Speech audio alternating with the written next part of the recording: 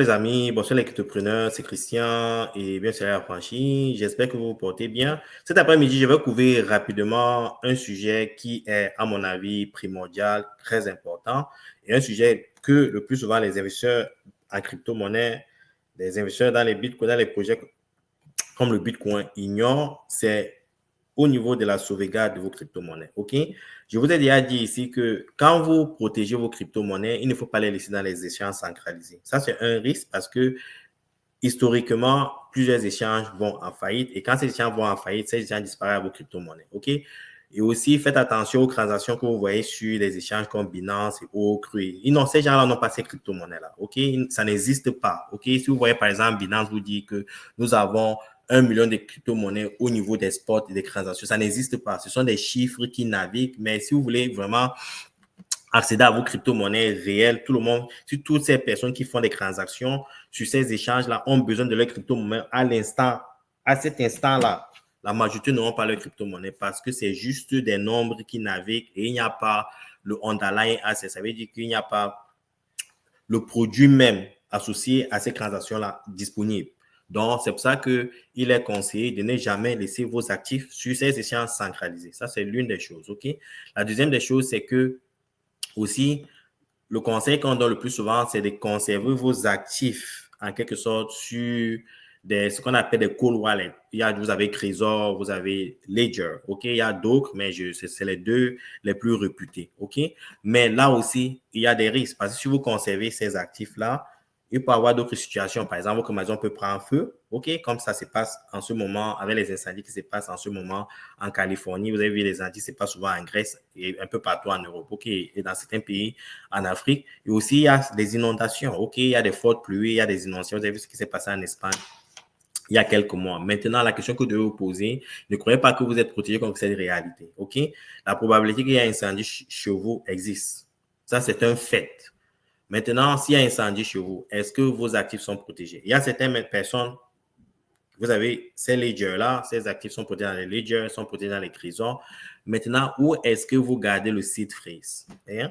Certaines personnes diront, je le garde dans un coffre-fort fireproof, protégé, qui protège contre le feu.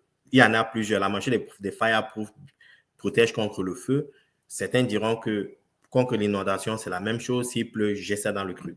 Mais maintenant, imaginez s'il y a un grand feu qui brûle votre maison. Est-ce que vous croyez qu'il serait facile de retrouver surtout si c'est une grande maison, est-ce que vous croyez qu'il est facile de retrouver d'abord ce coffre-fort-là ou est-ce qu'il est fort probable que, quoique le coffre-fort est fireproof, que les seed phrases, que ce papier-là ne se brûle pas à l'intérieur, quoique le coffre-fort soit protégé. Il faut faire attention par rapport à toutes ces données-là. OK?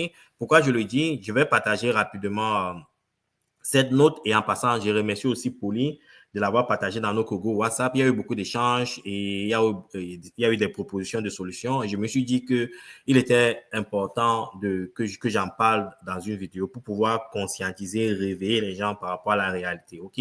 Nous ignorons certaines réalités. Avant de continuer, les gars, comme je l'ai dit sur ma chaîne, vous devez tous contracter une assurance vie. OK? Ce sont des trucs basiques dans la littératie financière. Si vous n'avez pas d'assurance vie, quel que soit votre âge, les amis, il faut contracter une assurance vie. Et le plus souvent, c'est bien quand vous êtes plus jeune. Si vous êtes jeune et vous êtes dans votre vingtaine, vous contractez l'assurance vie, ça ne coûte absolument rien, quel que soit le pays où vous vous situez. OK? Plus vous vieillissez, plus vous prenez de l'âge, ça coûte plus cher. Mais il est important d'avoir l'assurance vie parce que surtout si vous êtes marié, vous avez des enfants. Si vous êtes marié, vous avez des enfants, vous avez une maison, vous êtes en dette. Si vous n'êtes pas là aujourd'hui, cette assurance vie garantit en quelque sorte à votre progéniture, à votre époux, votre épouse, de pouvoir continuer à vivre sans se soucier financièrement. OK? Parce que si vous avez des personnes qui dépendent de vous et vous partez et que ces personnes n'ont rien pour pouvoir continuer à vivre normalement, vous imaginez tous les risques qui sont là. OK, il y a des pédophiles, il y a votre épouse peut trouver quelqu'un de violent. Donc, l'avenir devient totalement incertain pour vos personnes dépendantes. OK? Donc, il faut éviter ça. Donc, consciencieusement, en personne responsable, il faut avoir une assurance vie. Je vois des personnes qui viennent, par exemple, de temps en temps, de plus en plus s'installer au Canada. Et puis, vous entendez un an après, la personne est morte. Et la personne n'a pas contracté une assurance vie ou bien ce qu'on appelle final expense. Et on ne peut pas rapatrier le corps au Cameroun. On doit maintenant passer à travers les GoFundMe, les Litchi pour pouvoir collecter l'argent. Est-ce que vous voulez qu'on collecte de l'argent pour rapatrier vos corps au pays? Alors qu'il y a des solutions sur place comme retour au pays natal où vous contribuez, ça ne coûte pas cher les gars, avec $50, si vous êtes un individu, vous êtes sur retour au pays natal, ça vous couvre sur un an. Mais des individus sont en quelque sorte cupides, ils ne veulent pas dépenser, ils se disent que non, ça peut pas m'arriver parce que je ne peux pas mourir. Les bébés meurent. OK? Tout le monde peut mourir. Il ne faut pas que ça soit une conversation tabou. Ce sont des réalités. Donc, il faut penser à tous ces éléments-là. Il faut avoir une assurance vie. Il faut ce qu'on appelle un final expense. Si vous mourrez aujourd'hui, au lieu que le quartier cotise de l'argent pour vous enterrer, vous êtes fatigué, vous faites partie d'un programme final expense qui s'occupe de vos dépenses finales quand vous n'êtes plus là. OK? Que de vous ridiculiser. C'est vrai que les morts n'ont plus honte, mais les gars vivants, quand même, il faut avoir une certaine dignité pour vous assurer que si vous n'êtes pas là aujourd'hui, on vous enterre avec cette dignité-là. OK? Ne soyez pas chiche, ne soyez pas cupide, parce que vous êtes capable de passer des heures dans les bars à consommer des bières, des alcools, mais vous êtes incapable de contribuer 50 000 francs, peut-être 5 000 francs par mois ou $50 pour une assurance vie. C'est ridicule. Il n'y a pas d'excuse parce que vous pouvez dire, oh non, il n'y a aucune excuse. Si vous pouvez manger, vous pouvez vous contracter une assurance vie. OK? Donc, ça, ce n'est pas un conseil financier, c'est mon avis, mais je pense qu'il est important de penser à ces éléments-là. Maintenant, je reviens sur le surf quotidien. OK? Le surf quotidien est extrêmement important, mais il y a aussi des risques. Comme je vous ai disais tout à l'heure, il y a les risques d'incendie, il y a les risques d'inondation. Il y a les risques même qu'un voyou vienne chez vous, il porte vos coffre-fort, même si ce sera extrêmement difficile pour lui d'avoir ce coffre-fort, mais ça vous donne le temps de réagir parce que soit vous avez retenu ces mots de passe, donc ça vous donne le temps de réagir plus vite que cet individu à qui il faudra du temps pour ouvrir ce coffre-fort. OK? Je vais donner certaines solutions dans un instant, mais avant, je vais partager cet article avec vous. OK? Regardez cet article qui vient de Forbes. C'est en anglais, les amis. Je suis plus confortable en anglais. C'est pour ça que le plus souvent, mes ressources sont en anglais. Ce n'est pas que j'ai un problème avec les ressources en français, c'est juste que je n'en trouve pas beaucoup en français en passant. Et en anglais, il y en a plusieurs. OK? Bon, on dit ici, Bitcoin Honors, Devastating California Fire a a wake-up call, OK?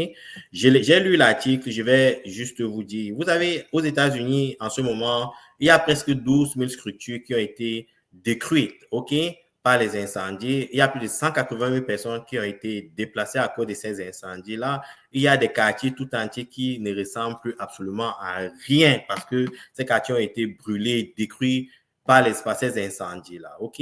Maintenant, une réalité demeure, OK? Ça, c'est en quelque sorte la Californie, en quelque sorte, c'est dans ces quartiers-là, c'est où on retrouve les acteurs de Hollywood, les stars de Hollywood, les multimillionnaires en crypto-monnaie, tous ceux qui se font une certaine richesse essaient de vivre de ce côté-là, OK? Parce que c'est classe, c'est riche, OK? On essaie d'avoir ce standard of living qui, en quelque sorte, impressionne, OK? Du tape à l'œil, OK? Les gens vont s'installer là-bas. Maintenant, tous ces incendies-là a détruit plusieurs maisons. Et parmi les maisons détruites, il y a certaines personnes qui étaient détenteurs du Bitcoin. Et certains de ces individus qui étaient détenteurs du Bitcoin avaient leurs assets dans les coffres forts, OK? Maintenant, il y a eu feu. Et d'après l'analyse, d'après le truc, c'est que certaines personnes ils ne recouvrent même plus le coffre-fort. Imaginez que vous avez une maison peut-être de 4 étages. Vous avez le coffre-fort dans votre chambre, peut-être au 3e étage, OK? Et maintenant, il y a le feu. Le coffre-fort, il faut du temps pour ouvrir le coffre-fort. Et même avec l'intensité de ces incendies, vous avez vu l'intensité des incendies, c'est comme l'enfer, les gars. Même si le coffre-fort reste intact, la chaleur, il n'est pas vrai que la chaleur n'entre pas dans le coffre-fort pour brûler ces bouts de papier dans lesquels on écrit nos seed phrase. La chaleur à l'extérieur peut brûler ce papier-là. En quelque sorte, vous perdez votre ledger, vous perdez votre trésor, vous perdez maintenant votre seed phrase. Maintenant, la question que vous devez vous poser, comment j'ai accès à mes crypto-monnaies? Ces gens sont en difficulté aujourd'hui parce qu'ils ne peuvent pas avoir accès à leurs crypto-monnaies. C'est comme ça que des personnes perdent des millions. Il y a certaines personnes qui ne gardent même pas les crypto-monnaies dans ces dans ces wallets, dans ces cold wallets, comme je le dis, comme Trésor, Ledger, que je ne parle pas, je sais pas un publicitaire, c'est juste les deux que je connais. Et aussi, maintenant, il y a certaines personnes qui gardent leur Bitcoin dans leurs ordinateurs, OK, dans leur PC, parce qu'il faut aussi garder vos ordinateurs dans des PC privés. Vous achetez un ordinateur, vous gardez vos Bitcoins à l'intérieur. Maintenant, imaginez que l'ordinateur se brûle. What next? OK? Il y a certaines solutions qui sont proposées. Moi, le plus souvent, la personne qui m'a amené dans le Bitcoin il y a environ plus de 10 ans a dit, Christian, il faut retenir tes seed phrase. Il faut retenir. Bon, maintenant, dans le groupe Salarié Affranchi, je ne suis pas détenteur du seed phrase parce que c'est un groupe d'investisseurs, OK? Donc, quelle est que nous faisons? Moi, personnellement, je n'ai pas accès au seed phrase du groupe Salarié Affranchi, OK? Parce qu'on ne fait confiance à personne. Ce qui se passe, c'est que on ouvre dans une banque ce qu'on appelle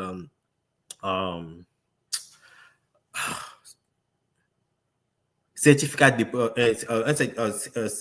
certificat de deposit box, ok, c'est juste un boîtier, c'est un coffre-fort où vous mettez les trucs, vous mettez à la banque et la banque protège ses fonds pour vous. Et il peut vous dire que ces trucs-là sont vraiment fireproof et waterproof, quel que soit le feu qui va se passer, puisqu'ils dépensent des millions pour ce coffre-fort-là, vos biens sont protégés, ok.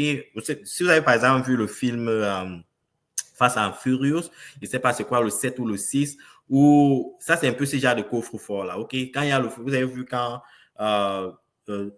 c'est Vin Diesel vient casser une banque pour sortir, ça c'est un peu comme ça que les safety deposit box des banques sont, ok?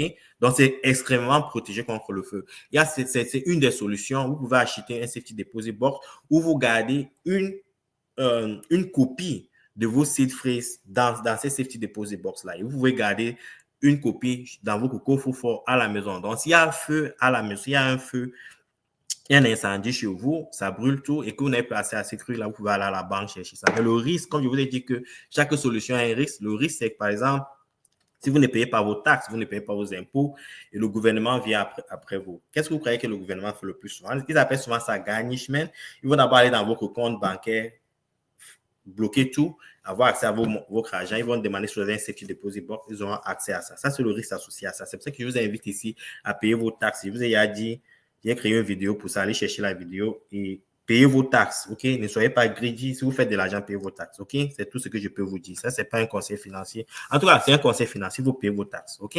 Ça, c'est l'un des risques. L'autre strat, comme je devais répéter, revenir rapidement sur ce que je viens de dire. En résumé, si vous avez un coffre-fort à la maison, vous y gardez votre seed phrase, il faut absolument avoir une copie à la banque.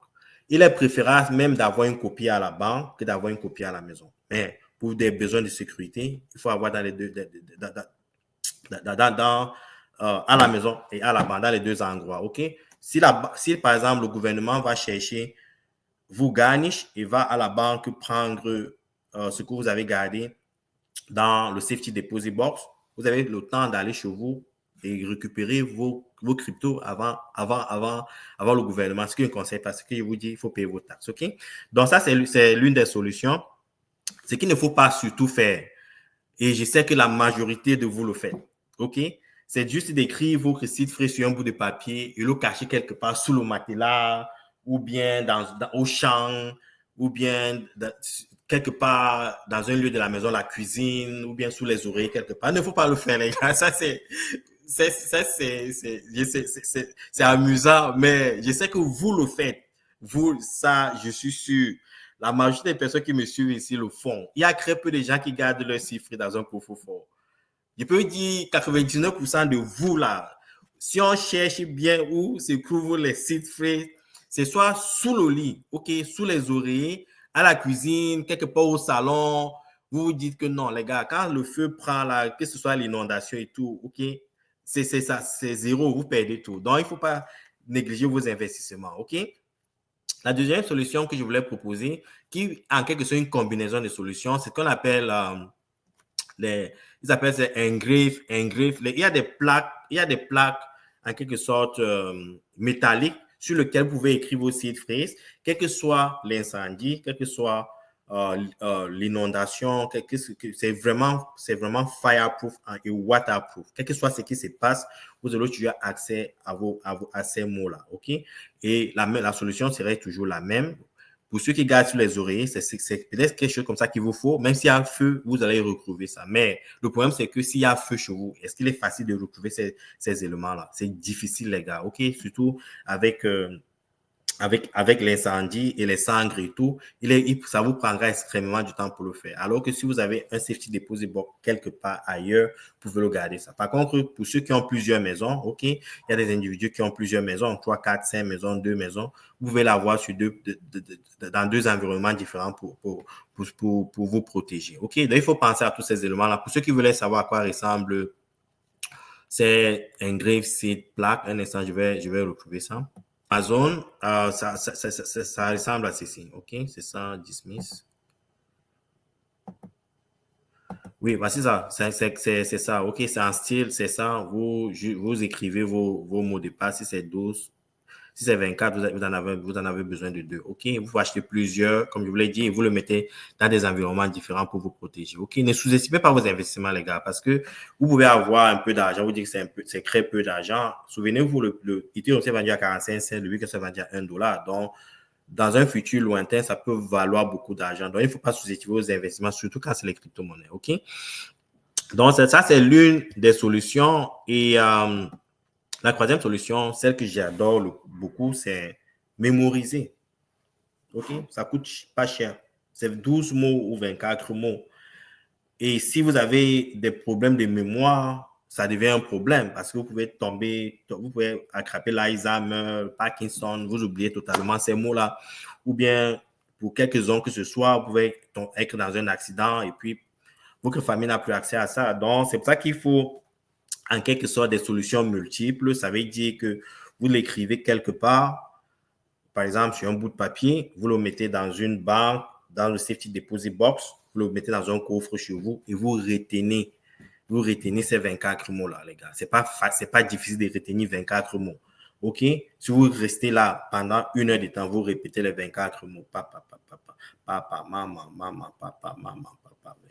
Le soleil, la lune, le jour, la nuit, le Cameroun, hein, la bière, la Grand Croix, le Coca-Cola, pendant 24 mots là, OK, OK, les whisky, OK, les petites, OK, OK, OK, l'assurance, le vie, tout ça. Pendant 1 heure de temps, vous le répétez tout le temps, tout le temps, tout le temps. Vous aurez ce confort-là, vous allez retenir vos 24 mots. Ça, c'est l'une des meilleures solutions, OK?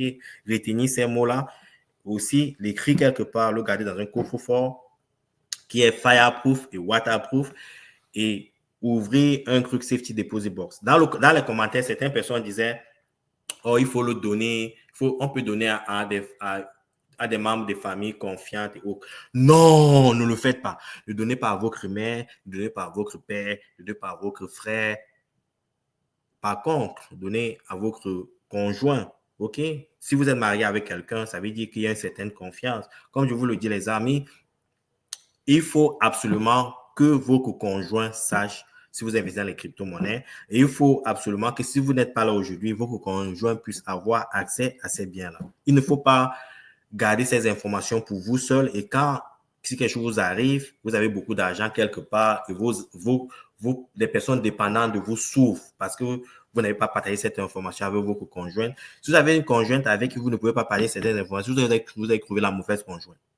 OK? Vous avez trouvé la mauvaise conjointe. Vous devez trouver quelqu'un avec qui vous pouvez tout partager, surtout au niveau des finances. OK?